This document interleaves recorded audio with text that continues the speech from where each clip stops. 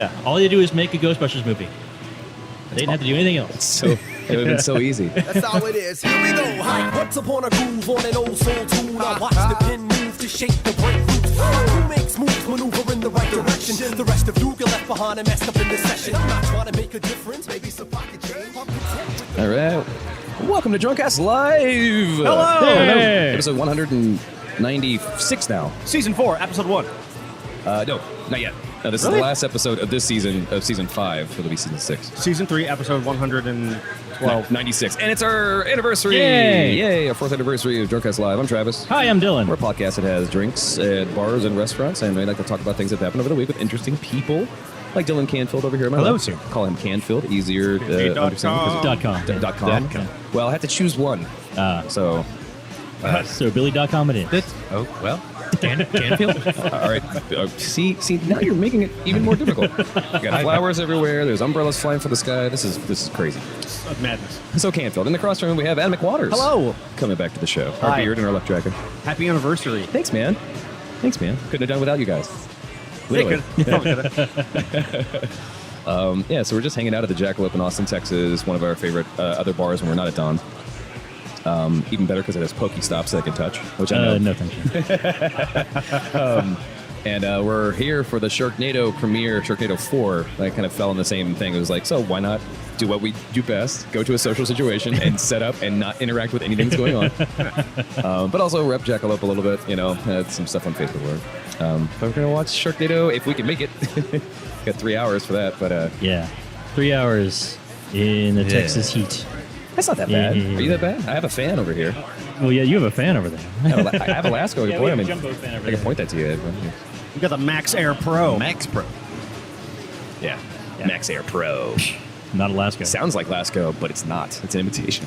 But it's not. It's a Mass Pro. Nope. How was everyone's day so far? Glorious. Or weekend, I guess. It's pretty good. Pretty okay. Pretty okay. Yeah. Yeah. I'm all alone. Oh, yeah, your wife's at QuakeCon now, huh? Yep. Oh. She's And- how long she gone for? Till next Tuesday. Monday, Tuesday. Wait, she comes back 3 days from now, or No, a week and wow. Yeah. That's a long time. The staff usually goes like a week early for setup and all that stuff because they take that shit seriously like like a second family, like the right? Stasi might. Which is right up someone like Jesse's alley, and they're all kind of that way. Yeah. That's why I don't go. Because you've had a running thing, and you don't go to QuakeCon because you don't The, want to break up with anyone. Yeah. the last 3 times I went to QuakeCon, I got broken up with at QuakeCon. That's a good rule. Yeah, and so I just stopped going to QuakeCon just because I was like, it'd be something out of left field at this point. Like Ben would call me and be like, "Hey, I've been thinking we can't be friends anymore. Okay, bye." Like, no reason, just because I'm at QuakeCon. Your new dog gets out somehow. Like, Yeah. anything that amounts to a breakup of some sort. Right, Yeah. with a sign around her neck that says, "I left because of Dad." I mean, the dog is on Instagram too, so Yeah, I know. I hate it. Man, that QuakeCon. QuakeCon's crazy. Family killer. I don't know how big it is now, but it used to be fucking really big when I was going. The last year they had, I think, 3,000 individuals in the BYOC, the land. Just in the land thing? Just in the land part Jesus. of things. Man. That was a huge pain in the ass because it was like you had to come with a computer, and this is back when the computers were like. I was lucky I spent a little bit of money to get a shuttle, which is like a mini ITX or whatever, like just small enough to play games, but everyone else bringing their huge lug things on like fucking like. So you had to wait in a hallway for hours and hours on end with your computers, and every time someone would move, you have to pick up all your shit and move it like an inch. Like it was a fucking nightmare. And I think I met Jessie actually the first time before I even knew who she was. Yeah, she was the one saying, "Papers, please. Yeah. Stay in line, please." Is there a cosplay element there? No, not that I'm aware of. So the Seems like that would be a natural. The thing, I guess, it's just computer. It's just Well, games. the thing with QuakeCon's got like nothing to do with other media. It's a Just- video game. Just nerds playing It's- games. well, it's id, right? It is id, yeah. sponsored from the start, Right. which is now Bethesda because Bethesda now owns id. At the big event that we went to here, the big convention here, DreamHack. Yeah. There was a small cosplay thing. People walking around with it. everyone had to go to a specialty booth to get their weapons checked to make sure they wouldn't actually hurt anybody.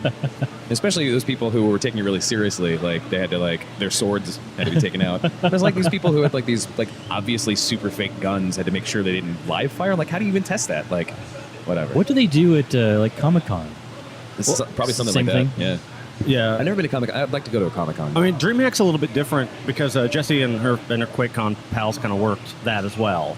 Yeah. DreamHack's a different beast entirely. But. Yeah, but like the people who run DreamHack were just so loose in like their setup and what they paid attention to and what they consider. It's like, no, it's a party. Like their attitude about DreamHack is significantly different from. Yeah. This is id's chance to announce things. You get to hear their event. Okay. Yeah, and it's a LAN specifically. Yeah. But they're very like there's so many people and they've had so much shit throughout the years that your computers, like if you're bringing your computer, you have to have it tagged. Yeah. Because people have like picked up people's shit and run off with it before. I bet. The registration process is papers, please. I've got my water-cooled tower. Yeah. It's been $6,000 on a computer. Like, yeah, please register it. Yeah. Well, I mean, that's one of the bonuses I think to having one of the big ass like customized, like you're competing with other people who modded their cases and it's all like super fancy, but it also usually requires that it be fucking massive, which really does mitigate the possibility of somebody being inspired to run off with it.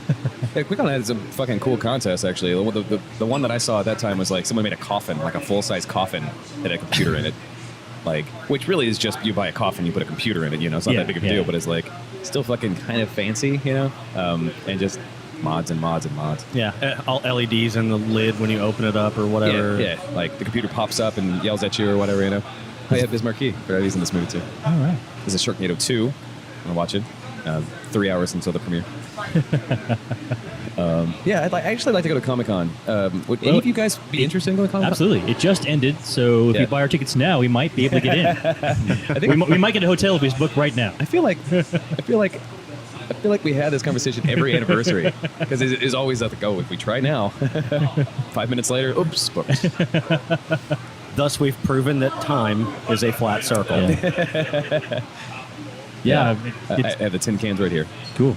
No, I'd love to go to Comic-Con. It's getting crazier and crazier and bigger and bigger. I'd love to see it because it's a spectacle. A friend of ours from Dawn's nerd culture is here. Won some contest and she got like a bunch of posters signed and got selfies with Chris Pratt.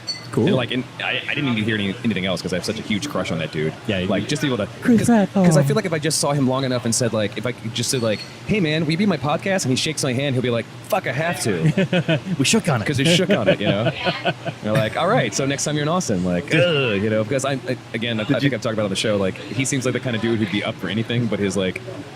His like the people who handle him, what's the word I'm looking for? Like his managers or whatever, like would be like, no. Stop saying you'll go to a McDonald's. Stop saying you'll hug anyone. Like you're a major Marvel movie star now. Like which really shouldn't be a thing. Yeah. Did you see that there was a little capture of some interview with Chris Hemsworth and Chris Evans, the Captain America? Yeah. And the question was, I think we can all agree that, Chris Pratt's the worst Chris there is. And they were both like, no, he's the best of us. Definitely the best. Better than us. It makes me so happy. What a weird, and I've also talked about that before too. It's like such a crazy, like, Hollywood from nothing kind of story. Like what every actor hopes they would like. An actor just hopes that they're reading the magazine just the right way for Spielberg to be like, hey, I need you in my movie about a guy reading a magazine, You'll be perfect. Right. And Chris Pratt was just like working at a Cheddar's and was founded by some rap mogul's daughter who's like, hey, you're hilarious. Like I guess I am, And apparently he wasn't even supposed to be in anything further than the first season of Parks and Rec. Yeah, he was supposed to be the dumb boyfriend. But like they just loved him too much because he's such a cuddly idiot. Yeah. Oh, Andy. Oh, he's so great. Also, he's cited for a lot of like the better improv moments throughout the show. Oh yeah. Some of their bloopers. Watch some of their bloopers, especially with him. Fucking great, because he like every time there's an AMA with Ron Swanson, Nick Offerman.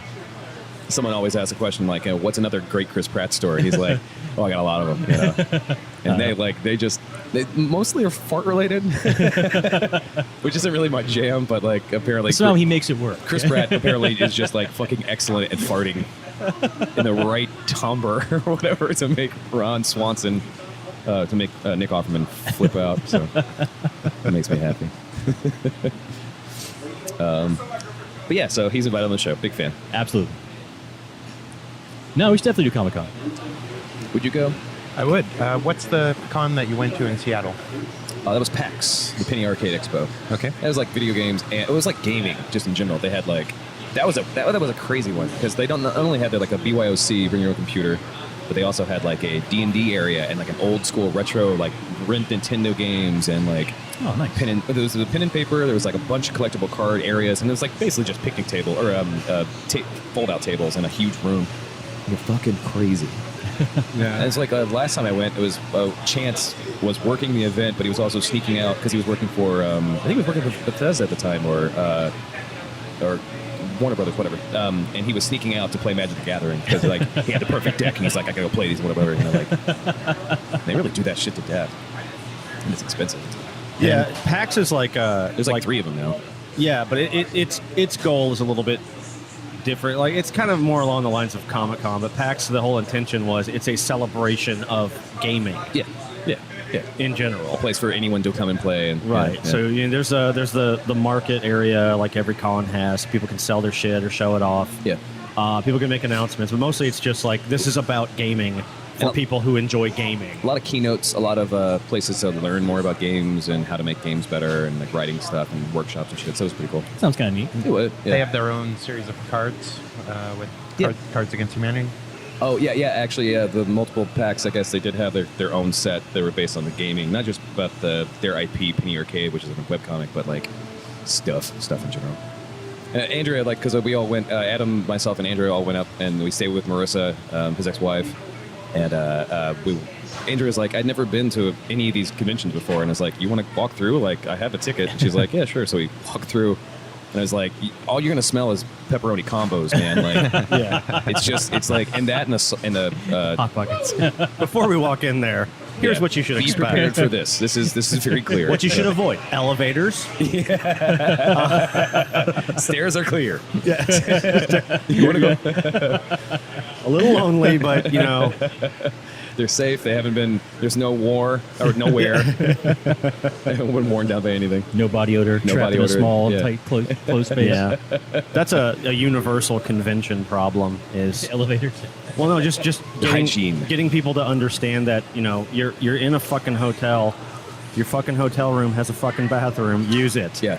Like shower. I've been to a lot of conventions. I've not been to one where that's been a concern for me. So I'm sorry you guys have had that experience. Oh, it's special, man. It's special. And then they have nerd SARS or con SARS, which is like because the hygiene's so bad. Oh like, yeah. Well, You're especially if you're any person at a booth who's shaking hands and writing stuff down, like you are definitely going to have like convention cough is what we call it. convention cough. Yeah. Well, it's like super flu for these guys.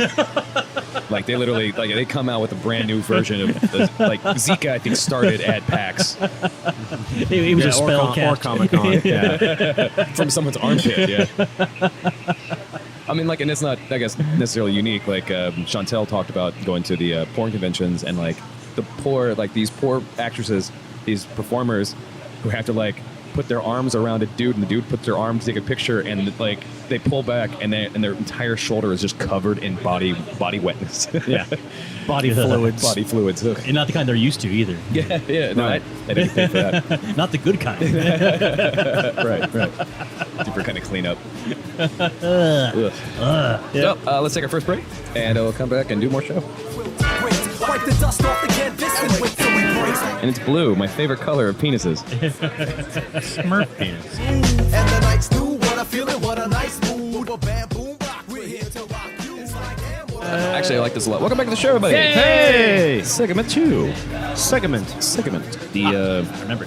the Dibble Deuce. 18 minutes on the clock. Nice. Yeah, I liked the way we were talking, the way he was kicking it. Smooth yeah. individual. Oh, rhyme's always original. About music. We were talking about music. Yeah. Music.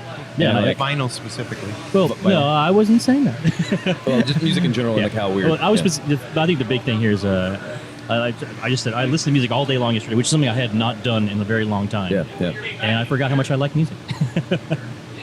Oh yeah, what I was saying before in the break was YouTube is really good about if you get a couple of songs and it kind of keeps going like on Roku or Apple, Fire TV or something. Get a groove. It gets pretty good at giving you stuff. And I got into an Amy Winehouse channel. And I forgot just how fucking talented and incredible. amazing she was. Yeah, it's yeah. ridiculous how good she was. Yeah, yeah. And I just couldn't help just sit, I'm just going to listen to this all day long. Yeah, That's yeah. great. It sounds fucking awesome. It was. Yeah. And then we were talking about vinyl a little bit, and Canfield and I are of similar opinions right now. Considering getting vinyl. I've been thinking about it too. But actually. I refuse to say it because it sounds different or better. That's stupid. No, sure. I get certain things on vinyl, even though I've never owned a device that can play it. But I Yeah, collectible, sure, yeah. yeah, but as a collectible item, same thing with like Michael Kill. He put out his album "The Snuggle Is Real" on collectible cassettes of different colors. Sure, yeah. And he's thinking about another color, and I was just like, fuck, I have to buy that too. Like I have all the other ones. Like I need that one too. I don't even have a fucking cassette player. No but, one does. You know, as a collectible item, I have a shelf for things like music related, that's nice.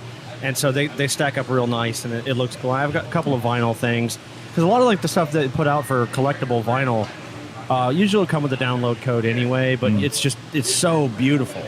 Like the material they chose to use for the record itself. And that's exactly what I was getting at a little minute ago in the break, was the experience of putting on a record, literally a record, opening up the thing, looking at the liner notes, just reading through stuff, reading lyrics, whatever. Yeah, liner notes Like completely missing now. You're holding on to this thing that you're listening to at the same time. There's just a visceral experience there that I had forgotten about because I hadn't done it in 30 years. Well, and it changed. And I liked it. It changed so much. And like, there might be an emotional it's like component real to that book versus specifically. Kindle. Yeah. Like emotional component to it for sure, because I'm sure like it's the reason why I like cocaine better than other drugs, because there's a tradition to it. You know, you set it down.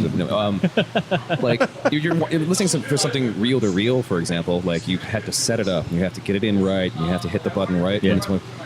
The thing about vinyl was like it was easier than that. It was like this whole motion of pulling the thing out of the sleeve, You got to hold it the softness right of it, way. Yeah. putting it down, like not getting your fingerprints all over it, setting it down, finding the track that you want, or listening to the whole thing, and just like, especially like, and that's the reason I guess maybe that I love lo-fi effects, especially lo-fi kind of like rap styles, like just that sound of a the pops and hisses and like that does it, and then so it's not necessarily sounds better, but like you're involved with it instead of just hitting the button like kids do today. Yeah, and the other part was the listening to the whole side. Like you don't have to, but Oh yeah, sure.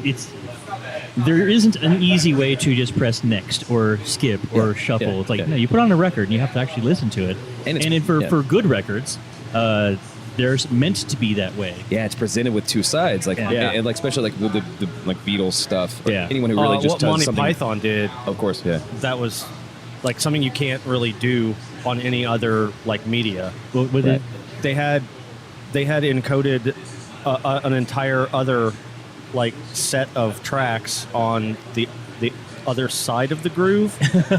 So if you placed it just right, you would not hear the thing that the comedy that they You would had hear the recorded. other You would hear thing. the other thing. wow, Yeah. that's kind of cool. And it was just them having a laugh, like trying to use this technology or use this media in a different way, and it had the full capacity to accomplish that, and that's fucking cool. I had a player for a long time. I really need to buy another one, like a nice one, and get my vinyl collection, because my dad still has like half his and half mine, like kind of combined. Yeah. Like all of his Beatles. Like really, I want to listen to, even though I can listen to it right now as an MP3 anywhere. Night at the Metropolitan, Ronald Williams. Oh yeah, Fucking such an excellent. It was my first comedy record, and like it was because it was a record. It was setting it down, and like I knew every beat. Like oh man. So when you had a friend over, it was like they knew to take this seriously because of the ritual. You're just like you're performing before them.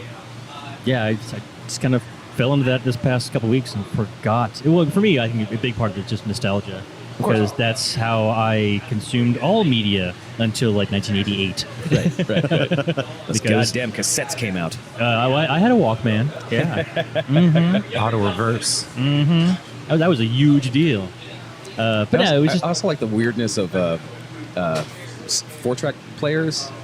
or 8-tracks? 8-track players. Like 8-tracks were players. way ahead of their time. They were. But like I loved how like it had buttons so you could skip, but it wasn't like skip to the next track. It was just like hope, the hope button. It was supposed to go to the next track. Advanced 30 seconds. Yeah. Or it wasn't like that. It was like 45 seconds into the future, you hit a button and it's always that 40. And you hit the first one, it would rewind back to it's like so you had 6 buttons or 4 buttons that would like hope you can get near it. So it's like if you're listening to the 4th song, you have to listen to like the end of the 3rd song. If you're looking for the 9th song, like you have to listen through the end of the 7th song and like, go through it like and then flip it over. I think, or maybe there was another. I can't remember. Because they were way ahead of their time. Yeah, It was something you had to flip over, right? Like it was 4 on No. each. I couldn't remember. side? I don't think you. No, it was flipped just a cartridge just stuck in there. Yeah. Was there a button to flip sides? There was, I think the player may have had like a B side or something. Yeah, I think Yeah, there's okay. a different way of reading the stripe. There were a lot of buttons. Yeah. It was all buttons back Shit's then. called all buttons. I don't know. None of them were labeled. I think there's also a It's fucking kind true of- too because it's not the same thing for each one. So like with records and things like that. There's actually a sense that you have to learn it. Like Yeah. when you know exactly where to put the needle on a record to get the track that you do want. Yeah. Like you had to do that. You had to learn that, and so Yeah. Yeah. I think No, that absolutely, yeah. does foster a sort of closeness to the media itself, Yeah. because maybe a different press of the record slightly different, and it wouldn't be the same experience. Maybe. Well, like just in general, like again that Monty Python example, like Yeah. they did a lot of fun things with just media in general. Like one of my favorite albums, comedy albums, was like it was the soundtrack to it was the whole thing. I would probably look it up, but it was for Monty Python and the Holy Grail, but it had nothing to do with. I mean, like it had some skits, but like most of that movie was pretty visual. So they even had one joke where they're like, "All right, so now we're in the theater and." And then the clopping happens, you know, the horses with the coconuts or whatever. Yeah. And like everyone starts laughing in the theater. It's like, oh, that's a hilarious visual joke. If only we could explain it, it would just not translate well to radio, but such an excellent visual joke. And it just got like so many weird, beautiful parts to it because it was just like they didn't care and they also cared too much. Right. Like their old it gag was, of like trying to blow every TV out in England. Oh, that's Yeah. right. Yeah. You know about that, K-Phil? No, I don't. So what they wanted to do in the basically their version of the FCC or whatever, like turned them down. What they wanted to do is they wanted to have a skit or an episode of the Flying Circus where the volume kept decreasing, and so people would have to turn their volume up to be able to hear it. So it just kept decreasing, and at the very end of the episode, like a huge noise would blow all the TV speakers out, like all across England. Like that'd be For the anybody fucking wants. funniest gag, and it is a really fucking funny Yeah. gag. because But, the areas that Monty Python generally worked in, and probably in many cases still do work in, is like, it's commentary, it's things that they feel strongly about, but it's also just like the key is absurdity, Yeah. and yeah. just if it makes them laugh in order to like get this message across, then it's in. Yeah, Like that's that's all that matters. what they do. Yeah, yeah. So Dylan, what was what stuck out from your music journey yesterday? Like, Oh, listen to Abbey Road. fuck yeah. And Yeah. especially, the idea of you have to listen to the whole thing. You can't skip or press. And it can't be. We were talking about this. Technically, it never ends, right? It's like it's one full song technically because there's always Yeah, something going yeah. on that goes into the next one. Yeah. And like when he's, it just kind of got me really reminding me how much I actually really like music. Yeah. Especially because it was done so well. Obviously, it was the Beatles. Yeah, of course. It's Beatles. But not even an argument anymore. It's, Right. Unless you have an argument, you can call 412-440-7468. I said, unless you have an argument, don't tell us the Beatles suck because you're wrong. because you're wrong. And we're willing to fight you about it. 412-440-7468. Even if you don't appreciate the music, you're still wrong because they did it first. Yes. Like I always say, it's like someone's like, I don't really like the Beatles. It's like, which Beatles? Yeah. There's like there's 7 different types of Beatles, really. You know, Well, like, that could possibly be an argument in their favor. Is sure. I didn't like the fact that there were 7 different fucking Beatles. Like Well, sure. that doesn't. Well, I mean, it's that's like nonsense. it's like saying like I guess I also have some pretty strict rules about music. Like, I think you like a band if you liked everything they've done, or you just like their albums. You know. And like for the Beatles, like I loved everything about the Beatles. When someone says like, I don't really like the Beatles so much, it's like all of it, like all the different varieties of music that they came up with, like the rock stuff, the weird hippie art stuff, the like mind-bending shit of the last like fucking goddamn Yellow Submarine. The movies, like, exactly. I mean, if you hate all of it, then you hate the Beatles. Yeah. If you like one album, like, Then you don't hate the Beatles. Yeah. right. I don't know, I Because think- they changed too much. I think there's a certain level of merit to, like, I'm a huge fan of a band called the Dismemberment Plan, and they've done really amazing stuff over the years, and they've had some things that weren't so amazing. And then, Yeah. like, 12 years went by after they broke up, and they came back together to make another album, and I was so excited, and I fucking hated every second of it. It sucks. And that was really disappointing, but that doesn't make any of the shit that I loved that they did before. Like, that doesn't take it Yeah. out of my Oh, yeah, playlist. yeah. Like, Not at all. Not at those all. songs were important to me, and they Yeah. were really, really good. Yeah. But yeah, it's fine not to like other things. It's also fine for bands to experiment and want to grow the way that they want to grow. We're not the dictators of right. that. We're all adults. We know that that's not up to us. Yeah, I guess the old grumpy old man in me got started thinking about again. Kids today. Yeah, partially. But society in general. But the disposable nature of things, or just how easy it is to become a quote unquote musician and to get something played. Sure. And the idea that people aren't making records anymore, like as a, hey, I'm putting out this thing of 12 songs, but people are focused on more now, generally speaking, of course, is I need to have that one hit single. Sure. Or it's going to Yeah. go viral. Right. Like, Right. no. Or even having the formula of like having the hit single has to be this track. Yeah. If it's not this track, then it has to be the next track, but nowhere else in the album. So revolve around. Yeah. Like again, like our conversation with Alex Bagnola. You know, like she knew she had to have 60 songs. It's like, so that fits. It was like she had to make 60 songs. Like, what was your favorite? She's like, I didn't have a favorite because I just needed to make 60 songs. Yeah. Like, okay. And that works. That works for that. But like I you didn't say, care like, about any one of them. making an album, like now if you make an album, it's a concept album.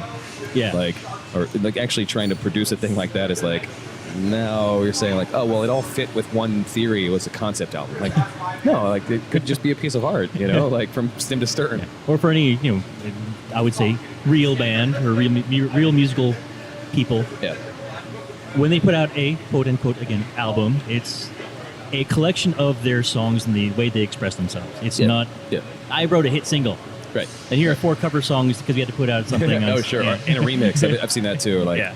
12 songs and a remix of your single. Of track 2. Right, Yeah. right. Okay, well, if that was your narrative, I guess I don't know. Yeah. Yeah, That's grumpy why I old like, man. like. That's the reason why last night I was thinking about this band called Tally Hall. These like, is it 4 or 5 dudes in Tally Hall? 5, It's yeah. 5 dudes who like they're all music. They went Yeah, to- they got together, I think, in college, In because the college, band yeah. is named after the hall that their dorms were in. yeah. So they met up and they just like write this fucking like just crazy harmonies and like big, beautiful system. I mean, like, it doesn't flow as an album, but it's like a bunch of just songs that are just Yeah. so cool and Yeah. weird and incredible and like. That album has like one lame song on it. yeah, it's about Miley And- Cyrus, right? No, Oh, it's about the fucking twins. Oh, that's right. The Olsen twins. Yeah. And That's garbage. All right. that's a pretty garbage song. But That's Olsen Twins. Super garbage. like literally every other song on that album is it stands on its own like amazing merits. That's awesome. yeah, it's big and it's strong and it's like from people who obviously really give a shit about music. Yeah. Yeah. That's what I miss. I think. Yeah. That's what I was feeling nostalgic for yesterday. Yeah. People who cared. Well, and I guess like like South by has gone closer and farther into doing hip hop only because it's easier to produce because you only need one person. Yeah. And then and then an album accompaniment. You know. Just needing an iMac. Yeah. But DJs and rappers like more often than not. That's why we still love the Canadian dudes because they come fucking full. Like even if they have a shit, they're like sweating and getting crazy. Like and they make sure it's and important. like people like Fresh Kills, for Yeah. example, like it's he's a producer technically, but he does live production on drum machines. Yeah. He takes all the samples. He's very, very, very good at that. And technically, in many ways, he puts on his own shows. Yeah. He has his own sets. And in that case, is he a producer or is he a performer? Like there are people Sure. out there who are kind of combining those two concepts and blurring that line. And he's Yeah. an exceptional example of it. And he's an exceptional lad too. He is. He is a very sweet individual. I'd like to have him on the show at some point. Dylan, you'll fucking love this dude. He's just so sweet. Canadian. Yeah. Well, yeah. Yeah, of course.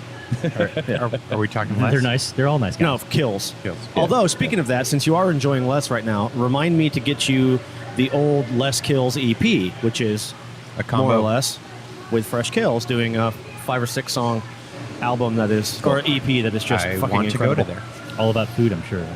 Actually, no. But that was where that was the album or the EP that the song. What was that? With the video, the middle school one, Oh, I don't remember. Poppin' Chips. Yeah. Oh, yeah, sure. Here's a haiku. Pow. It's a good track. I'm a fan of this new trend where artists go on tour and play an album in its entirety, and that's their set. Yeah. You're a fan of that? Oh, I'm That's cool. definitely a fan of that. I think I'm it's a curious great about experience. that. Well, because like, my problem, I guess, with seeing live music is that if it is the album, or if anything's get close enough to the album, then like I just rather see the album. I like cover songs off the album but live. I like to see what the band's able to do. Mm-hmm. I like it when they play their hits, I guess. But like when They Movie Giants comes through, I don't want to hear the album I just purchased. I want to hear like all their old shit, and I'm sure they get tired of it. Well, yeah, but I think it depends on the point of the artist touring. Right. Because And a lot of this is tours the artist, are there to hype the new release of your new album. Of course, yeah, so they're yeah. going to play the songs on the new album. Yeah. Did you have a specific thing in mind, Canfield? When you were- Well, I saw Devo Freedom of Choice, which Nice. was an amazing experience. But one thing, I read an interview with them, and they said that, yes, some of these songs were fillers, and we had to go back and learn these songs because they were just like, no idea. Like, Right. Yeah. I mean, how often? But That's actually really interesting, though. That then they would go and do that on tour. Yeah. if you've been very prolific throughout a long career, it's Yeah. like you're not going to remember all the old Yeah, shit. every note of every beat. Oh yeah, sure. Like Yeah. folk music players do that because that's all they play. All they play is old shit. That's all they know. But like if you've just put album after album after album out like over the course of 25 years, you're not playing shit off your first album anymore because you probably fucking hate it. Yeah. If you remember it at all. Oh yeah. A microcosm of that, playing with Guy, like, and I love Guy. I love him forever.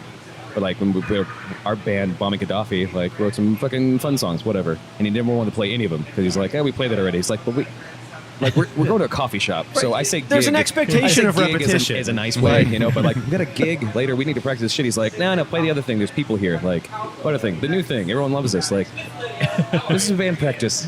We're just hanging out. Like, sure, we're smoking weed, but we got to be serious, dude. Please expect, like, over time, you will repeat the same songs over and over again, which is Yeah. why 25 years later you fucking hate them. Yeah.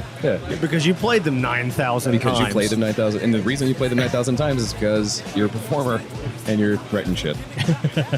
Let's get into the break. We'll come back and refill. Bye-bye. These dusty bricks, bitters, mix, bitter cats, split bricks. And Greener, I forgot how fucking great that song Holy is. crap, yeah. I'm going on this fortified train, slowly sewing my name on the quilt. Great, wipe the dust off the canvas and wait till we break. Like, damn, what have I Welcome back to the show, everybody. Hey! Segment 3, Fighting 3. Aptly named. Yeah, because Adam's fighting already. No. So we're talking a little bit about because I didn't get a chance to talk about when Martin Urbano was on the show about Ghostbusters 2016. Uh-huh. I did not see it in theaters because I refused to. I guess also really didn't have time. Part of me wanted to see it in the theaters just to kind of like say, all right, I'm giving this a shot. I instead watched it on a cam, which is internet speak for someone went into a theater and recorded the thing with a video camera and then put it up. The audio quality was incredible somehow. I still don't know. And like, There's still nobody in the theater, right? Well, right. There was one person. I know there was one person because he got up and walked in front of the camera. So there was a silhouette at least one point, and like the video quality was meh. Yeah, but I watched all the way through it, and like just to get it out there, like it's just on paper. When it comes to making a movie, it is not a good movie. Like despite the cast. Just in spite of itself, it's just not a good movie. It's just slocky and dumb and not even a good comedy. Like but before this segment, Adam and I were talking about like Yeah, I was just merely positing a thing because like you guys were in the camp getting called misogynist. Well, no. To be fair, I was saying I was really pro all female cast. Like I didn't really care about that, or I Well, was no. pro. What but I mean yeah, is yeah, like yeah. you can't like the way Of course, yeah. the horror show that is the internet saw the thing. There were two camps, Yeah. and everybody reduced everything, any argument, any details, any data to you hate women or you love women, and right, or you want them to succeed, yeah. and that's it. And so when it finally did show up, you know, you saw a version of it, or you saw the handycam, you know, one of it, and you fucking hated it, and a lot of people fucking hated it, and a lot of the people who fucking hated it happened to be people who are really into the details and technicalities of movies, Making a movie. making movies and Yeah. making good movies and what makes a good movie and things like that. But I also saw a lot of people who were very much, you know, who very much enjoyed it, really liked it. And Right. so what I was trying to suss out is how much confirmation bias was in both camps at Sure. the point of its release, because a lot Yeah. of people probably walked in there thinking, this is going to be shit. I expect it to be shit because I'm mad at the people who made it, and I've been arguing on the Right, internet for right. 6 months about Right. this, and I fucking hated it. And then a bunch of people who went in there who said, I've been arguing with people for 6 months who are rapists, and I walked in and they confirmed their own findings, that they Right. went in there with the expectation that they're going to love it, and it really feels like that, like Sure. the messages, the feedback after viewing it, where it's like, well, of course you fucking liked it because you walked in with certain expectations already met, and so did right. the haters. Well, and the reason why And- the whole Yeah. conversation came up, to only because you walked away when we first started talking about this, but like the reason I brought it up is because I saw the movie, but I did not like it, but at the same time I recognize that it is one of the few movies that I can think of right now that passes what's that the test of two women on screen for a certain amount of time not talking about a man. I can't remember what there's a certain test when it comes to. Never heard of that. It's a test for cinema. If a movie rates well on this, which most movies do not, then they're understanding that women are just normal human beings and don't have to be characters.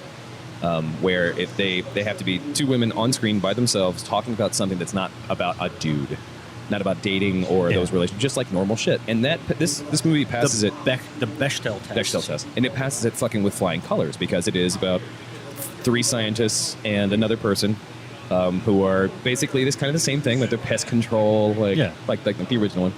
And they're not. I mean, like there's obviously scenes with Chris Hemsworth, whatever, but like as a movie, when you're trying to find that Bechdel test, it passes that, and also winds up being a really it's an action flick without cleavage with women. That's and great. That's fucking super rare. Yeah. But it's also a terrible movie. Yeah. And so that's why he's bringing up the two camps. It's like, so there's no way for me to say, like, this is a fucking bad movie without someone saying, well, you just don't like strong women. Like, I think that's why I sent you the comic book girl 19 video, because she is a woman and said, this is a shitty movie. It's a shitty Right. movie, But yeah. again, I think you have what the worst part about this whole thing isn't anything to do with feminism. It isn't anything to do with misogyny even. It's just there is no large audience willing to hear debate on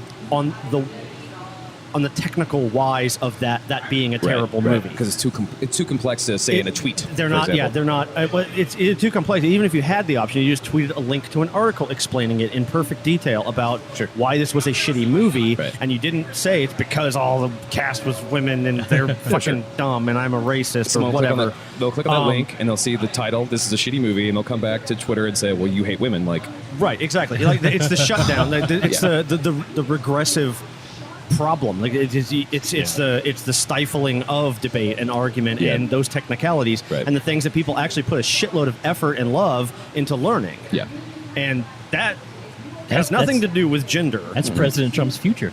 Yes, exactly. And that's the opposite side of the same thing. Like, you know, that he is just as likely to be a burden on things like free speech as the regressive left is. Yeah. right.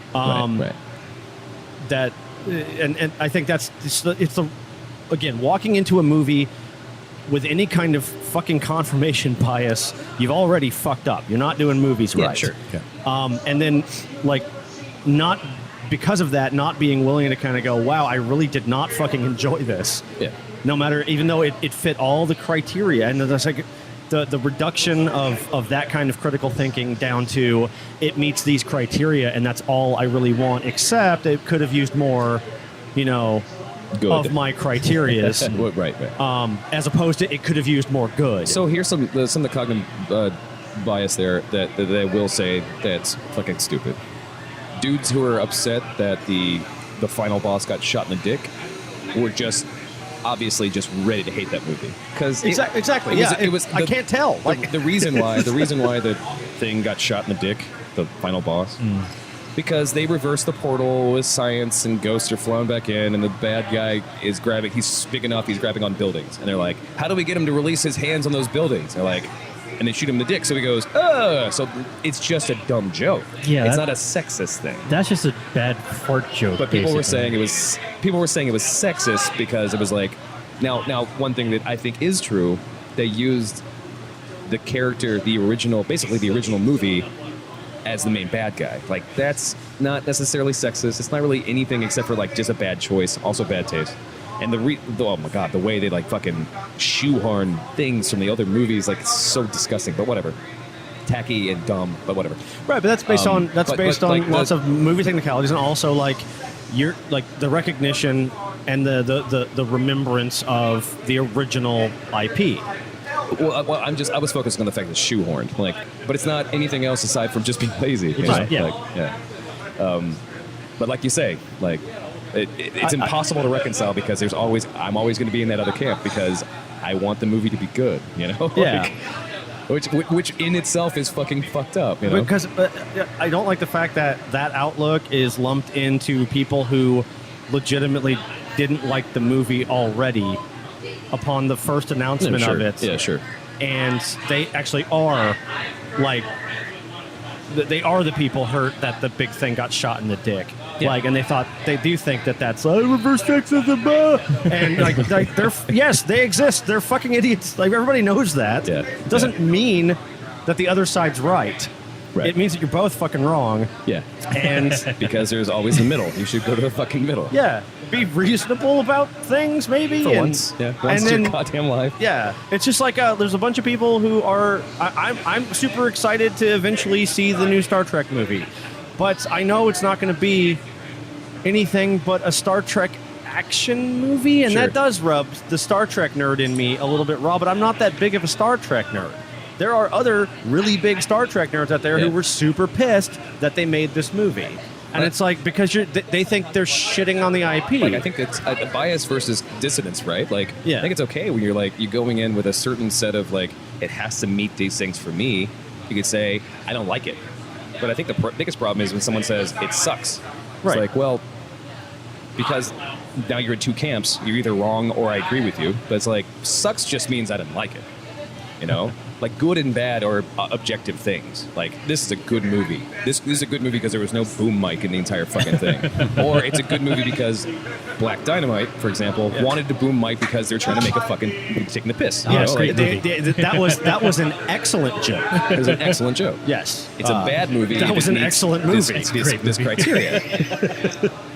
I mean, like, and that's also about universe building. And Chris and I talk about that too. Like, you can feel they know what the fuck they're doing. Like, we're talking about continuity. There's a subreddit called continuity porn that I started reading through. It's fucking awesome. Oh, that sounds great. And it's like just little things. Like, there was even a BoJack one that I'll show after the break. But Community still comes down to Dan Harmon or that group knowing what that universe was like and doing it so fucking perfectly that it was almost too unpalatable for people to get into, because it's like, why is this happening? Well, because it had to happen. Like, the episode when Abed is not in the episode at all, except for he's in every single scene giving birth to some woman. And so at the end, Troy's like, where were you? He's like, oh, I was having my own adventure.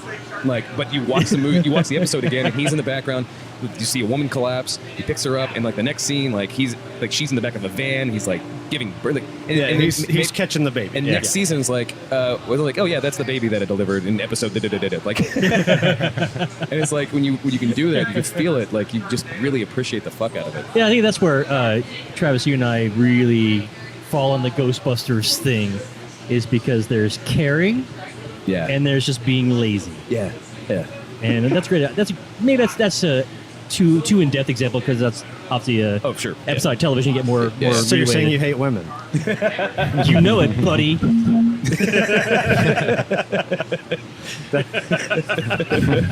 That is how the internet responds to such such No, rigorous. no. For example, Look. No, I look at I've seen Paul Feig movies. Most of them are really terrible. I don't like him. But I've seen some that he's done that actually, like Spy, was excellent. Yeah, I haven't seen Spy or The Like, Boss yet. Melissa McCarthy is the lead. She actually is kicking ass. I and, love like, Melissa she's McCarthy. great. I love the entire cast. I love everyone in the cast, like 100% of them. And it was just like, and really my thing was like, and maybe even trying to ink out just 1/3 kind of party of like, I wanted it to be good. That was like literally my hope was like, because I didn't want it to be a feminist thing, you know, but, oops, sorry, I didn't mean to cut you off. Oh no, just caring about the property. I think. Yeah. Well, Well, Just but caring about the caring fucking- about the property, and also like the laziness also equates to just pandering. yeah, And, I'm when you're sure- pandering to an ideology or something, that's really fucking obvious. My guess is Ghostbusters probably And- had a double whammy of pandering to an audience that existed, and then pandering to studio executives to make sure they got certain marks or certain things, right, and the certain combination. notes put in. So Right. it ends up being a Michael Bay movie, basically. Yeah, Yeah. yeah. Like- Well, a Michael Bay remake, and that's the Yeah. thing is like it's the pandering also winds up being this fucking clumsy like 3-foot sack race to get to a point where it's like, well, we have to bring up the logo, we have to bring up the hearse, we have to bring up these things, and like, okay, so this is really, really fucking specific, but it was in the first 5 minutes, and I think it's okay for me to get this granular with my fucking criticism, because like Gabe from The Office, big lanky Gabe, he's a curator of this museum. It's a new museum now, but it was an old house, like a very rich house in New York. This old eccentric dude used to live there. And it starts off with him, like he's giving a tour and he's telling these different people about the different rooms, but the rooms all have really fucking absurd, hyperbolic bullshit. Like there's a face bidet, for example. And like that in itself is funny, except for it's also the beginning of the movie. It's literally setting the tone of what the entire movie is going to be about, which is now there's no consequences because there's a face bidet. This lives in a universe where there's no fucking anything. It's just stupid. And then he's following around, and then a candelabra, or just a candlestick, excuse me, falls off the ground, and he goes, "Huh, that was spooky, huh? Earthquakes in New York, how strange." And then they walk off, and he's a curator. He didn't even fucking pick up the candlestick. Like, what do you do all day, you motherfucker? What do they pay you for? And now because they wanted to get to the point where you can see the candlestick move because there's a ghost. Like they're trying to make a point by being lazy as possible. Like, Yeah. just like the logo thing. Like that's Right, because like lame. you could have like that whole thing could have been exactly the same. The candlestick falls. He picks it up and puts it back. Says the comment. They walk off. It falls off And it again. falls And off then the again. ghost thing. Yeah, and But you see the- a hand maybe or yeah, whatever. but the point like- is you didn't completely disregard. Like, oh, everybody who's at work is just shitty at their job and they fucking hate. Of course they do, but they still do it. Although I guess like canonically, that does work because the Ghostbusters are pretty shitty at their jobs too, because they only catch one ghost and they actually let it go.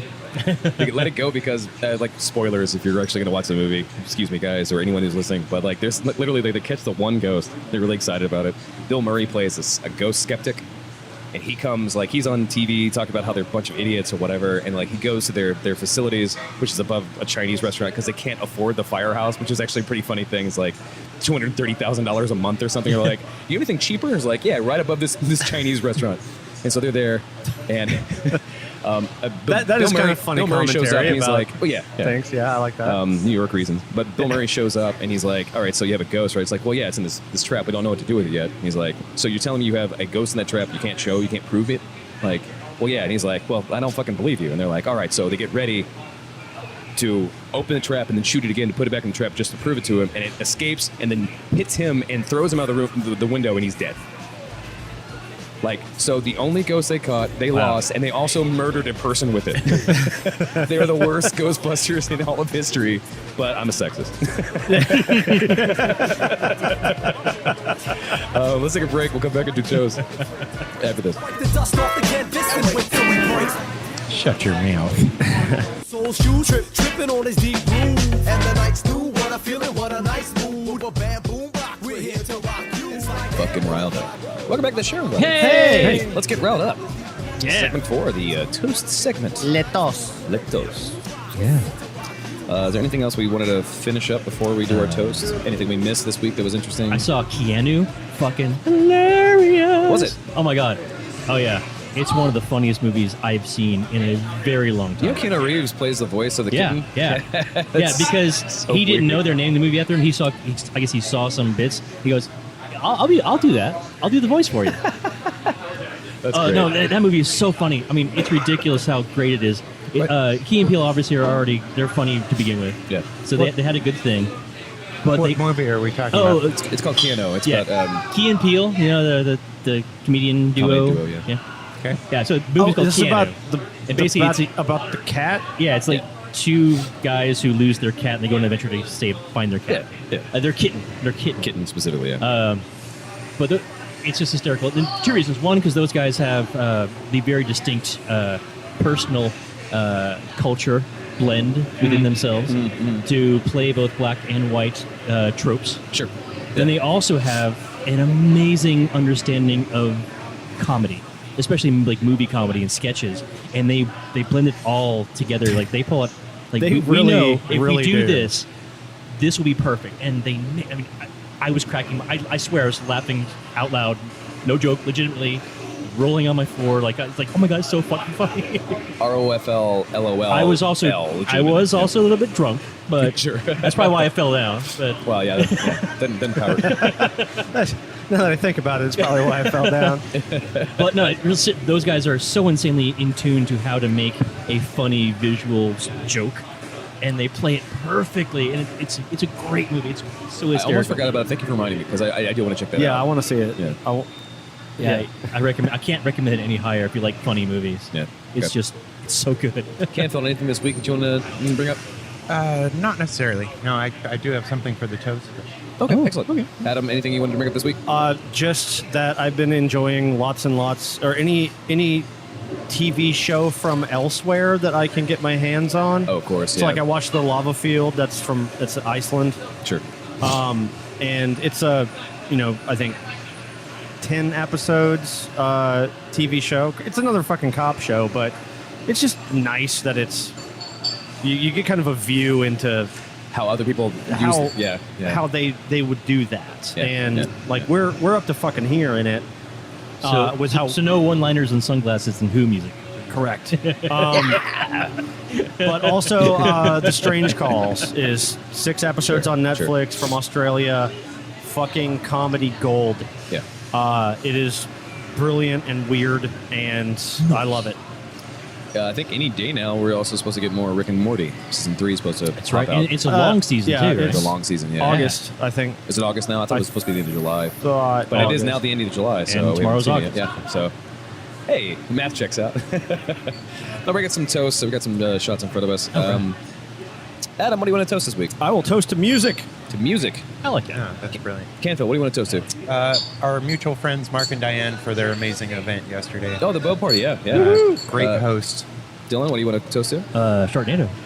Damn it, you took mine. Yeah. And then I will then toast to anniversaries and to Yeah. being able to have a good time with you guys every week Drunk Cast for Live. 4 years, plus some missing episodes. Cheers. Oh wow, it's so tart without the soda. Properly watered down. Hooga. There it is. There's the baby. Yeah, Lemony. there's the baby. Man, I haven't heard that in forever. Lemony Snicket. I miss Jared. Yeah, so let's wrap it up. Dylan, thanks so much, or Canfield, thank you so much for helping me Oh, yeah. of and course. hanging out with us. Always. Adam, My thanks for coming and hanging out with us. I love you all. Sweet. Oh, I love that guy. Dylan, thanks for helping me run the show. If you like this show, you want to know more about the show, you can go to drunkcastlive.com. That's drunkcastlive.com for ringtones and updates. You can go to facebook.com or Twitter and look for @drunkcastlive. That's drunkcastlive. We are on the iTunes Store. We're on the Stitcher Store. We're on the Google Play Store. We're on any place where you can actually get any kind of podcast, except for, well, I guess Earwolf, because we're not part of their network, so not that one. But since you're not there and you're at other places to get podcasts, you should get ours. Yeah. And comment on a thing and like a thing because it makes us pop up a little bit, and someday we'll take down this American life. Yeah, right. Yeah, right. Dare to dream. Dare to dream. Well, we've all been on 4 years. We'd like another 15, 16. Yeah, fine. Yeah, sure. That's when the dream stops being a dream. Questions at drunkcastlive.com. Questions at drunkcastlive.com. For questions and ringtones. And 412-440-7468 is a phone number you can text or call. It's 412-440-SHOT. It's our shot line. We would just be so tickled if you called it. Starting season 6, I'd like to just go ahead and have the shot line on the entire time we're recording. Wait, season 6? Yeah, next season 6, yeah. Is it? How does that work? The math is true. It's just difficult to explain right now. I'll tell you after the break. Okay. In the second season, because 2 of the seasons were lost, you know. No. No, because of the thinny.